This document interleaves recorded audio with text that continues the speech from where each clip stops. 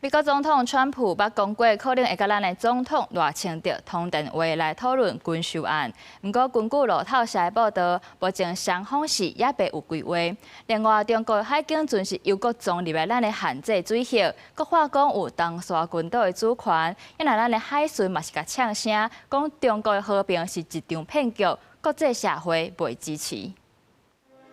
美國總統川普頂日2擺表示，可能就對台軍售議題甲總統賴清德通話。外國媒體路透社引用知情人士講法，指出美台官員已經就通話可能性進行接觸，也毋過到達無確定任何具體計劃。美國國務卿魯比歐也回應，目前無消息當提供。To join a call between President Trump and President Lai Ching-te of Taiwan, if that call happens, and can you tell us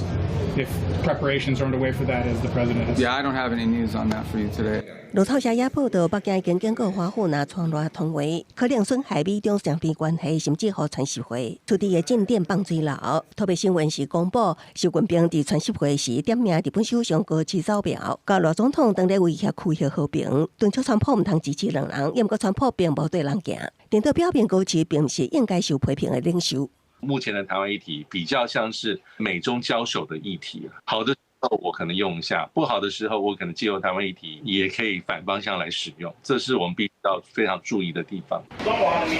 共和國對東沙群島享有主權、管轄權。你們的行為就好證明中國的和平是一個騙局，國際社會不會支持你們，請你們不要破壞和平，應該回去爭取民主。現在請你立即轉向。海巡署的公布，中國海警船15號以為23載起，像在咱高東沙島限制水域，台中南出動偌濟官吏，雙方閣較透過無線電公布，出現主權交手國防部也佇23幾日，將曉是架出攻擊甲6隻共艦交代。記者綜合報道。